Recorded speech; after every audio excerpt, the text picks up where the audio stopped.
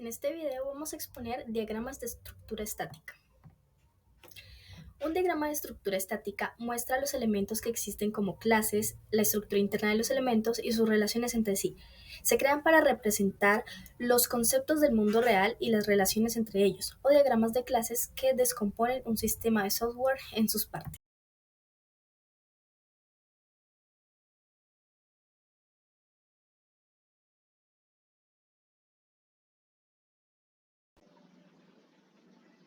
Buenas tardes, un cordial saludo. Me presento, mi nombre es Ronald Santiago Valdés y pues de mi parte les voy a explicar lo que son las clases. Bueno, una clase es un elemento fundamental que se utiliza para representar un tipo de objeto o entidad de la vida real a un sistema de software. Entonces, las clases se basan básicamente en objetos. Lo que hacen estas es moldear la estructura y el comportamiento de los objetos. Bueno, en UML estas clases las vemos representadas mediante un rectángulo que se divide en tres partes, como lo vamos a ver en el ejemplo a continuación. Como bien vemos aquí en el ejemplo, la clase está dividida en tres partes, ¿no? Tenemos en la parte de arriba tenemos lo que viene siendo el nombre de la clase, que en nuestro ejemplo es animal.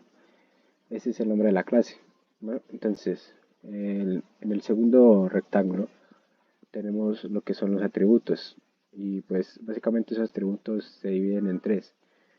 Existen los atributos privados que básicamente esos atributos solo se pueden cambiar a través de la clase, o sea se pueden modificar y leer a través de esta misma clase, ya sea con métodos set, con métodos get. Y existen también los atributos protegidos, pues estos atributos protegidos lo que hacen darle permiso es a las clases derivadas, o sea, a las clases hijas de esa clase animal. Pues eso es que una clase hija básicamente se crea a partir de una herencia. Eso es lo que le llamamos clases hijas aquí en UML. También existen los atributos públicos. Básicamente estos atributos públicos no son los más recomendados porque lo que hacen esto es permitir el acceso al contenido del atributo a cualquier clase, a cualquier tipo de clase. Entonces, eso sería por la parte de los atributos. Y bien, vamos a ver la parte de los métodos. Bueno, la parte de los métodos es muy sencilla. La definición de un método es simplemente una función que se crea en la clase que puede jugar con los atributos de la misma clase, ya sea para cambiarlas, para modificarlas, para darles un valor o algún tipo distinto de modificación. Bien. Esta sería la representación gráfica. Aquí vemos cómo se llama cada parte de la clase. Y listo. Ahora seguimos con un ejemplo de cómo se declara una clase en código. Vamos a observar aquí en la parte izquierda tenemos la representación de lo que vendría siendo nuestro ejemplo anterior de animal. Y bueno, tenemos aquí, como en primera instancia para definir una clase tenemos dos palabras reservadas, public y class. Entonces, ponemos estas dos palabras, public class, y después viene el nombre que le queremos dar a nuestra clase. Entonces, de ahí sigue, abre unos corchetes y bueno, acá abajo tenemos los atributos, que en el caso, como ya vimos, los pusimos en privado, que es lo más recomendable. Bueno, se coloca private, el tipo de dato, que pueden ser string, enteros, flotantes, doubles, booleanos, y por último el nombre que le damos a nuestra clase. Bueno, después siguen los métodos o acciones que les llamamos, ¿no? Que serían, como les dije, una función. En mi caso, pues solo puse tres funciones, tres métodos, que son los métodos set, que sirven para modificar el nombre. Vemos que aquí el método set recibe una cadena y lo que hace es esta cadena llamada nombre, le da el valor a nuestro atributo de acá, a nombre. Observamos que tiene una parte tis que es para no confundirlos, como tienen el mismo nombre, no confundimos los atributos. Este tis es de esta clase. Tis nos hace referencia al atributo de esta clase. Acá tenemos lo mismo para el atributo especie y para el atributo patas. Y bueno, por último tenemos un constructor. estos constructores pueden estar divididos en dos. Que aquí observemos que tenemos un constructor que no recibe parámetros, básicamente es un constructor vacío, que nos ayuda simplemente a crear la instancia y a almacenar el espacio. Bien, observemos que por acá tenemos la misma clase con los mismos atributos. En este caso no tiene métodos, pero sí tiene un constructor. Y este constructor recibe parámetros. Luego a ese constructor se le llama, pues, básicamente un constructor con parámetros. Lo que hace es que crea el objeto y le asigna valores o luego en este caso también hay cadenas a nuestros atributos de acá. Vemos que recibe string cadenas, en especie, en patas, que básicamente pues serían los valores que se van a poner en los atributos de acá. ¿Ok? Entonces eso sería todo por esta parte. Ahora pasemos a ver lo que es un objeto. Bueno, como primera parte, vemos una definición de un objeto. Pues, básicamente un objeto en UML se refiere a las instancias concretas de una clase o tipos de objetos definidos en un diagrama de clases. ¿Qué quiere decir esto? Básicamente un objeto es algo que creamos a partir de una clase, o sea, es algo concreto, una instancia concreta de una clase. Con un ejemplo pasemos a entender mejor qué se refiere esto de objetos. Bueno, observemos aquí. Como primera parte tenemos nuestra clase animal que utilizamos en el ejemplo anterior, con sus atributos y sus métodos. Y observemos que acá hemos creado, por así decirlo, otra clase. Pero esto realmente es un objeto, ¿ok? Entonces, tenemos que se llama perro, en sus nombres tiene ya tiene cadenas asignadas, tiene, en el nombre tiene Zeus, en especie tiene mamífero, en patas es igual a 4, bueno, los mismos métodos que acá, ¿ok? Y bueno, pasemos a ver cómo sería esa parte en código para poder entender mejor la diferencia entre estos objetos y esta clase. Bien, observemos aquí que tenemos, bueno, esto es nuestro main principal. Y para hacer la declaración de un objeto, en esta parte yo he cogido la clase que tenía con el constructor de parámetros, o sea, la clase animal que tenía el constructor de parámetros. Y bueno, primero definimos de qué va a ser nuestra clase. O sea, en mi caso vamos a crear un objeto de la clase animal. Por tanto, primera parte colocamos el nombre de nuestra clase, animal. Después le colocamos el nombre que le vamos a asignar a este objeto, que sería, en mi caso sería perro. Colocamos que este objeto va a ser igual a un nuevo animal, o sea, una nueva clase de animal, con los parámetros y le pasamos las cadenas. La cadena y bueno, en este caso es un entero, entonces le pasamos el entero. Y con esto ya tendríamos nuestro objeto creado. Eso sería una instancia de una clase. Bueno, pasemos a explicar lo que viene siendo el tema de las asociaciones. Vemos una corta explicación de lo que vienen siendo las asociaciones. Bueno, una asociación es una relación estructural que describe una conexión entre objetos.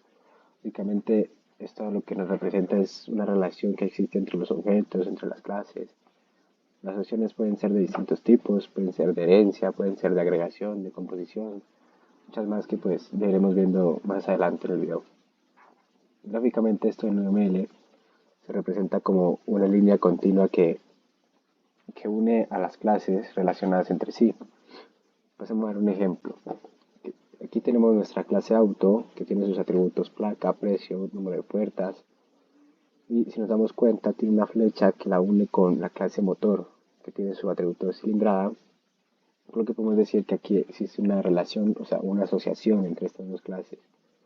Esta asociación la podemos leer como que la clase auto está asociada o relacionada con una clase motor. Entonces, pues básicamente si nosotros deducimos ya tratando de interpretar esto como en la vida real, podemos decir que un auto tiene un motor. Entonces, esto en código se vería algo así. Bueno, en esta parte tenemos lo que viene siendo la clase auto y acá tenemos nuestra clase motor. En nuestra clase auto, que tenemos en principio serían nuestros atributos. Create string, placa, precio, número de puertas. Bueno, por acá abajo vemos que viene siendo lo que es la asociación con la clase motor. Y como en nuestro caso tenemos una asociación que es de 0 a 1, o sea, porque eso también depende mucho de las multiplicidades, como en nuestro caso es de 0 a 1, tenemos nuestra asociación representada de la siguiente manera. O sea, tenemos que nuestra asociación va a ser básicamente como un atributo. Sabemos que lo ponemos como privado, luego ponemos el nombre de la clase, o sea, motor, y vamos a crear una instancia de este motor, o sea, un objeto, que vamos a llamar pues de igual manera motor, pero con M minúscula, como lo vemos aquí en el siguiente ejemplo. Entonces, básicamente lo que hizo aquí fue relacionar la clase auto con la clase motor, y tenemos una relación de 0 a 1. O sea, el auto tiene un motor. Básicamente convertimos esta clase como un atributo. Por acá abajo tenemos nuestro constructor vacío y acá está nuestra clase motor. Como vemos, pues en esta clase no colocamos nada porque la asociación era de 0 a 1, entonces la clase motor no va a tener como atributo un auto. Sería algo como lógico. Bueno, eso sería todo por mi parte. Les agradezco su atención. Ya aquí sigue mi compañero para explicarles un poco más a fondo lo que viene siendo el tema de las asociaciones. Pues les voy a explicar el nombre de asociación y dirección, multiplicidad y roles. El nombre de la asociación y dirección es un solo tema, pero se puede dividir en dos partes, los cuales serían el nombre de la asociación. En un diagrama de clases, una asociación representa una relación entre dos o más clases. El nombre de la asociación es simplemente un etiquetado que describe la naturaleza de la relación. En este caso, si tenemos dos clases, el nombre de la asociación se va a ubicar entre las dos clases y se va a describir por lo general en una sola palabra. Más adelante veremos un ejemplo. La dirección de la asociación. La dirección de la asociación indica cómo fluye la relación entre las clases. Puede ser unidireccional de una clase a otra o bidireccional. Ambas clases se relacionan entre sí. Esto nos quiere decir la manera en la que fluye la información entre clases y ya veremos el ejemplo. La multiplicidad especifica cuántos objetos de una clase están relacionados con cuántos objetos de otra clase. Se representa mediante un número o símbolos a los extremos de la asociación. La multiplicidad nos permite saber cuántas instancias de una clase se pueden relacionar con cuántas instancias de otra clase al mismo tiempo. Y los roles indican el papel que desempeña cada clase en la asociación. Por lo general los roles van muy ligados a lo que es el nombre de la asociación. ¿Por qué? Porque para saber cuál es el rol que cumple cada clase, el nombre de la asociación nos puede ayudar un poco. Entonces se puede decir que ligados.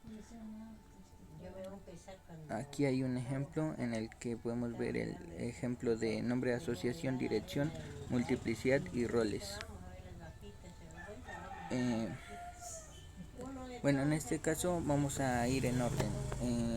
El nombre de la asociación y dirección. El nombre de la asociación se ubica entre las dos clases en el centro, es decir aquí, y por lo general es una palabra que representa la naturalidad de la relación entre esa asociación. En este caso, en el ejemplo de una clase estudiante y una clase curso, el nombre de la asociación va a ser inscripción, debido a que un estudiante puede realizar una inscripción a un curso y un curso puede darle una inscripción a un estudiante. La dirección es el sentido que tiene o el sentido en el que fluyen los datos o la información, por decirlo así. En este caso, dependiendo el tipo de asociación, va a tomar una dirección. Puede ser aquí o acá. Cuando no hay flecha apuntando a ninguno de los lados, significa que es bidireccional, debido a que va en ambos sentidos, ya que una clase estudiante puede acceder a la información de los objetos de la clase curso y un objeto curso puede acceder a la información de los objetos clase estudiante. La multiplicidad son estos pequeños números que están a los lados de la asociación y son los que nos permiten saber cuántos objetos de una clase pueden relacionar con cuántos objetos de otra clase al mismo tiempo. En este caso, la multiplicidad es de 0 a 3, pero pueden ser multiplicidad de 0 a algún otro número o de uno a uno o de muchos a muchos, dependiendo del tipo de asociación de clases que haya. Los roles son estas palabras que están sobre la línea de asociación y la palabra que esté más cerca de la clase es su respectivo rol. En este caso, como les decía, los roles se relacionan con el nombre de la asociación, que es este de aquí, porque así es más fácil saber qué rol cumple cada clase. Por ejemplo, el estudiante, el nombre de la asociación es inscripción, y para hallar el rol lo leemos de la siguiente manera: el estudiante está inscrito por medio de una inscripción a un curso. Y como es bidireccional, quiere decir que a la inversa también se puede hacer. Un curso, el rol es ofrecido. Un curso es ofrecido por medio de una inscripción a un estudiante.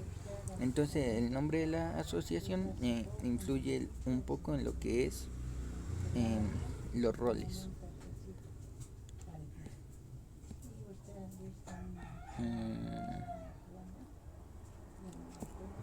Aquí hay un ejemplo. Esto ya es lo mismo, pero ya en código.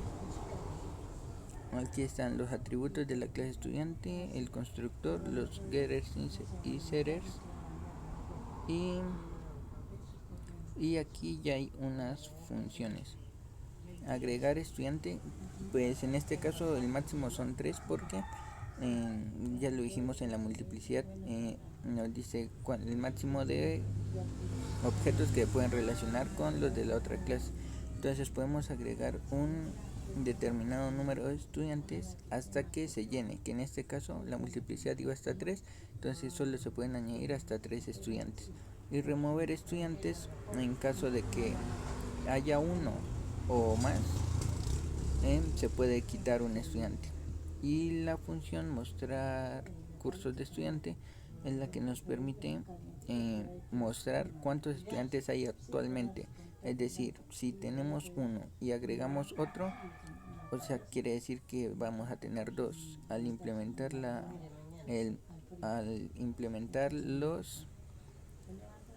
la función mostrar cursos de un estudiante, nos va a mostrar cuántos cursos tiene cada estudiante, cada objeto estudiante que tengamos.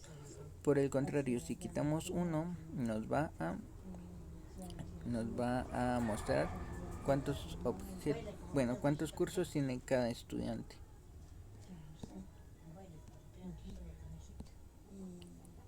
Aquí está la clase curso, la cual nos permite también lo básico: atributos, constructor, getters y setters, y también tenemos lo mismo. Como es bidireccional, se puede tener las mismas funciones, pero que funcionen a la inversa. Pues en el caso de la clase estudiante, se le agregaba un curso a un objeto estudiante. En este caso se agrega un estudiante a un curso. Lo mismo en remover estudiantes de un curso. En la función de la clase anterior, se le removía un curso a un estudiante, es decir, se le quitaba un curso. En este caso, a un curso es al que se le quita un objeto estudiante. También tenemos la función mostrar estudiantes del curso. La otra función nos mostraba un curso, cuántos estudiantes tenía y la información de cada uno. Esta nos permite saber un estudiante cuántos cursos tiene y la información de cada curso. Este sería el main, y aquí ya implementamos lo que sería. Aquí llamamos a los objetos estudiantes, como el máximo era 3 por la multiplicidad, aquí invocamos 3 estudiantes. Aquí también era 3 en la clase cursos, por lo que también podemos llamar máximo 3 objetos curso. En esta zona de aquí dice agregar estudiantes a un curso. Aquí es donde tomamos un curso y le agregamos un objeto estudiante, y aquí imprimimos el nombre del curso y los estudiantes que pertenecen a ese curso, y así con los 3 cursos. mientras que aquí es a la inversa. En vez de a un curso agregarle un estudiante, a un estudiante le agregamos un curso y acá imprimimos los cursos que tiene cada estudiante, es decir, el nombre del estudiante y los cursos que tiene. Aquí ya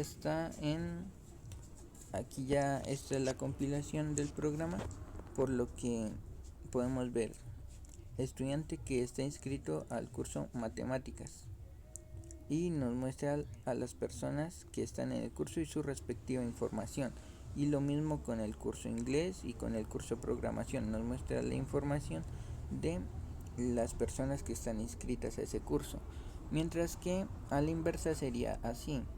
Nos muestra a la persona y los cursos que tiene,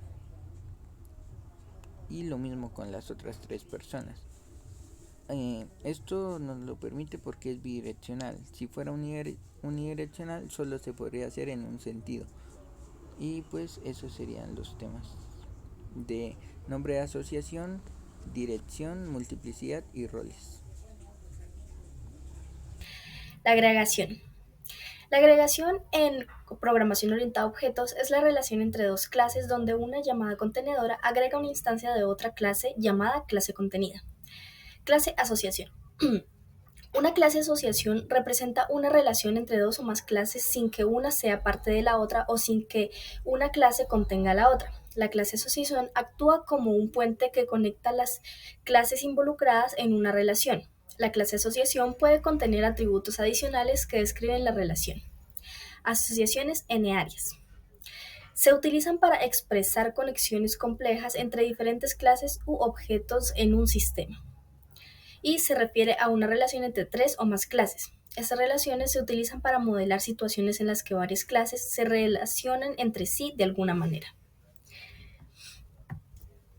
Aquí tenemos un ejemplo de un diagrama UML que representa la agregación, en donde un diccionario se le agregan una o muchas palabras. El rombo que está en la clase diccionario significa que esa es la clase contenedora y la línea va hacia la clase palabra, ya que ella es la clase contenido. Entonces, un diccionario tiene una o muchas palabras. Aquí está la implementación en Java y tenemos sus atributos privados y tenemos una instancia de una lista de palabras mediante un linked list. Luego tenemos el constructor del diccionario, en donde tenemos, se le pasa como atributo la lista de palabras, ya que el diccionario se le agregan las palabras para que pueda ser como tal un diccionario, ¿no? Luego tenemos los getters y setters de sus atributos y de la instancia como tal. Luego en la clase palabra tenemos sus atributos privados, su constructor y los getters y setters de esta clase, y tenemos un método llamado mostrar significado, el cual nos muestra el nombre, el significado y la categoría gramatical de la palabra. También tenemos en main los objetos. Primero se crean los objetos de la clase contenido, los colocamos en una lista de palabras y luego llenamos la lista con las palabras creadas anteriormente. Luego creamos un objeto de la clase diccionario y se le agrega la lista de palabras, ya que estaba en el constructor anteriormente visto. Y luego se muestran las palabras que tiene el diccionario mediante un for each, el que recorre la lista de palabras del diccionario y muestra su significado. Y aquí tenemos lo que nos muestra por consola, su significado de cada palabra. Luego tenemos aquí el diagrama UML que nos representa una clase asociación mediante dos palabras asociadas. La clase asociación aquí sería la clase renta. No se le coloca ninguna palabra en la línea, ya que la clase renta tiene un método. Si no tuviera métodos, entonces la clase asociación, que es renta, no tendría el título y esa palabra iría aquí en la línea de asociación. Esta asociación tiene multiplicidad de 1 a 1 de persona a inmueble. Entonces aquí podemos ver que persona tiene sus dos atributos privados, su constructor y sus getters y setters. Inmueble también, sus atributos privados, constructor y getters y setters. Luego tenemos la renta, que es la clase asociación. Aquí tenemos dos instancias de la clase inmueble y persona, ya que ellas se asocian mediante la clase renta. Por eso están aquí. Luego tenemos un método que calcula el costo total del bien en renta, el cual tiene como parámetro costo mensual y duración de meses. Entonces, ahí calculamos el costo y nos retorna el costo, bueno, la persona y el bien y el costo que tiene este bien luego de ciertos meses, ¿no? Aquí tenemos el main, en la que se hace la creación de los objetos, un objeto persona, un objeto bien, inmueble y el objeto renta. Entonces luego se hace la asociación entre las clases renta.arrendatario igual a persona 1 y renta.bien en renta igual a bien 1. De esta manera se asocian las dos clases mediante la clase asociación. Luego mostramos el costo total del bien en renta con el método con el método costo total. Entonces se coloca renta.costo total, ya que este método estaba en la clase renta. Y lo que nos retorna es el nombre de la persona, bueno, los atributos de la persona, y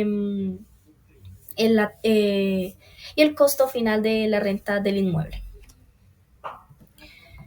Luego tenemos las asociaciones n-áreas. Aquí tenemos un ejemplo.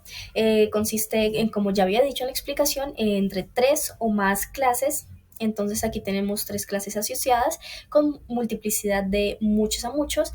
Y el rombo que está aquí es el que nos indica que hay una asociación entre las 3 clases.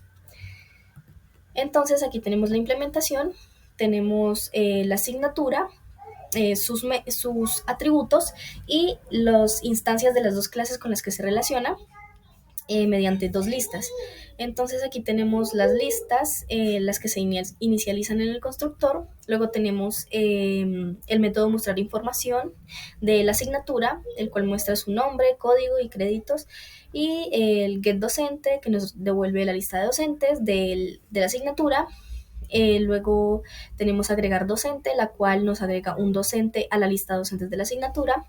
Get estudiantes nos retorna a la lista de estudiantes y agregar estudiantes, la cual nos agrega un estudiante a la lista de estudiantes de la asignatura.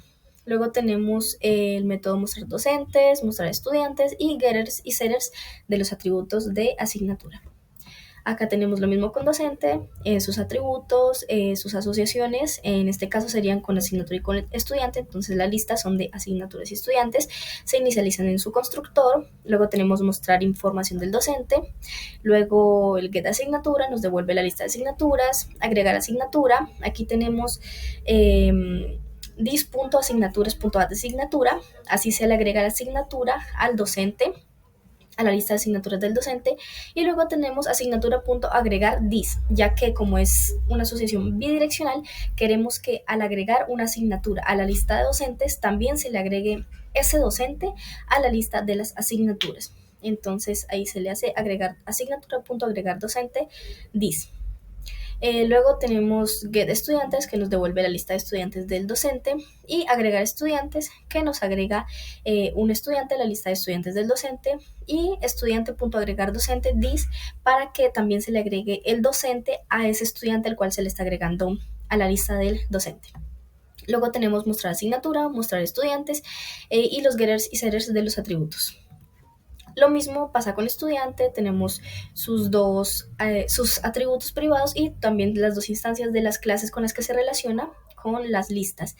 Se inicializan en el constructor, luego está el método mostrar información del estudiante, get asignatura nos devuelve la lista de asignaturas del estudiante, agregar asignatura, la cual nos permite agregar una asignatura a la lista de asignaturas del estudiante, y asignatura.agregar estudiantes dis, la cual al agregar la lista, la lista de asignaturas del estudiante, también agrega el estudiante a la lista de estudiantes de la asignatura para que sea bidireccional. Luego tenemos get docente, nos devuelve la lista de los docentes del estudiante, y agregar docente, la cual nos agrega un docente a la lista de docentes del estudiante. Luego tenemos mostrar asignaturas, mostrar docentes y getters y setters de los atributos de esta clase. Aquí en main tenemos la implementación en la cual se crean los docentes, los estudiantes, se hace la asociación entre docentes y estudiantes y docentes. Luego se crean las asignaturas y se hace la asociación entre asignaturas docentes y docentes estudiantes, que como ya habíamos visto antes, se hace una sola vez porque en el método se hace algo así como un 2 por uno, ¿no? Se hace una asociación, se hacen dos asociaciones en una sola asociación, la cual se hace mediante el DIS, que ya habíamos visto antes. Luego tenemos asociaciones de asignatura estudiante y estudiante asignatura y luego guardamos todos los estudiantes en una lista y luego mostramos la información de los estudiantes mediante un for each, recorre la lista de los estudiantes y muestra la información de ellos. Luego tenemos que agregar los docentes a la lista de docentes y recorremos la información de los docentes aquí y con un for each también. Luego guardamos las asignaturas en una lista también para luego recorrerla y mostrar la información de cada asignatura. Y esto es lo que nos retorna en consola, la información de los estudiantes. Aquí pues solamente puse la información de un estudiante pues para que no quede muy larga la implementación, la explicación. Entonces tenemos los atributos del estudiante, las asignaturas que está cursando y los docentes de los que recibe clase. Luego la información de los docentes, tenemos los atributos del docente, las asignaturas que enseña y los estudiantes a los que enseña. Y por último la información de las asignaturas, los atributos de la asignatura, los estudiantes que reciben la asignatura y los docentes que enseñan la asignatura. Eso es todo. Muchas gracias. Mi nombre es Juan Sebastián Cerón y los temas que me correspondieron fueron navegabilidad, herencia y elementos derivados. Para hablar un poco de ellos vamos a empezar con la navegabilidad. La navegabilidad vendría siendo una flecha situada entre una asociación entre dos o más clases, lo cual permite la navegación hacia la clase que está apuntando la flecha. Para tener más claro lo que es la navegabilidad vamos a ver un pequeño ejemplo. En este ejemplo podemos ver dos clases, las cuales son la clase pi y la clase epsilon, y de igual forma vemos una asociación, la cual está apuntando hacia la clase epsilon. Esto significa que una instancia de la clase pi tiene acceso a la información disponible en una instancia de la clase epsilon. O sea, una operación especificada o definida para pi podría usar el valor de un atributo de epsilon. Continuaremos hablando sobre la herencia. La herencia, cabe recalcar primero que todo, que es uno de los 4 pilares más importantes dentro de la programación orientada a objetos. La herencia es la típica relación de generalización o especialización entre clases. En UML, la herencia siempre se define con una flecha cuya punta es un triángulo vacío. Dicha flecha siempre parte de las subclases hasta la superclase. Esto quiere decir que el triángulo vacío siempre va a apuntar a la superclase, al recuadro de la superclase. La herencia después de la agregación o la composición es el mecanismo más utilizado para lograr ciertos objetivos dentro del ámbito del desarrollo software, lo cual vendría siendo la reutilización y la extensibilidad. Dichos objetivos nos permiten evitar lo que vendría siendo el rediseño, la modificación y la verificación de datos ya implementados. O sea que esto nos va a permitir no perder el tiempo rediseñando dentro de un programa. Para conocer un poco más sobre la herencia, vamos a ver el siguiente ejemplo. En este diagrama muestra un caso en el que los pedidos pueden ser realizados por dos tipos de clientes, una empresa o una persona individual. Según esto, la clase cliente es una generalización de las clases empresa y persona individual, o visto en la otra dirección, empresa y persona individual son especializaciones de cliente. También vemos que en este diagrama hay atributos y métodos los cuales van a heredar las subclases empresa y persona individual. Después de conocer lo que es la herencia, vamos a hablar de los elementos derivados. ¿Qué vendrían siendo los elementos derivados? Los elementos derivados vendrían siendo todos los atributos y todos los métodos que van a heredar las subclases de la clase padre. En el caso anterior, en el ejemplo anterior, podemos ver que la clase empresa y la clase persona individual van a heredar el atributo nombre y el método pagar pedido, lo cual esto vendría siendo los elementos derivados. Ahora vamos a ver el ejemplo anterior de herencia dentro de la programación en Java. En primer lugar podemos ver la clase cliente, la cual tiene el atributo nombre y el método pagar pedido. Después de esto vamos a ver las subclases. La clase cliente vendría siendo la superclase. y podemos ver las subclases. En primer lugar, la subclase empresa, que tiene una palabra muy clave al lado de public class empresa, la cual vendría siendo extends. Extends vendría siendo una notación clave dentro de la herencia, lo cual permite crear clases personalizadas que pueden heredar tanto los atributos como los métodos de una superclase. Y también podemos ver que en esta clase tiene un atributo privado que vendría siendo código, y podemos ver que también está heredando el método pagar pedido. Pero también aquí hay algo muy clave, una notación súper importante que vendría siendo el @override. El override simplemente se utiliza para forzar al compilador a comprobar en tiempo de compilación que está sobreescribiendo correctamente un método, y de este modo evitar errores en tiempo de ejecución, los cuales serían mucho más difíciles de detectar. Bien, ahora vamos a ver la otra clase derivada, la cual es persona individual. También podemos ver que tiene la palabra extends, un atributo privado, el cual es id, sus respectivos getters y setters, el constructor parametrizado, y también vemos que está heredando el método pagar pedido. También vemos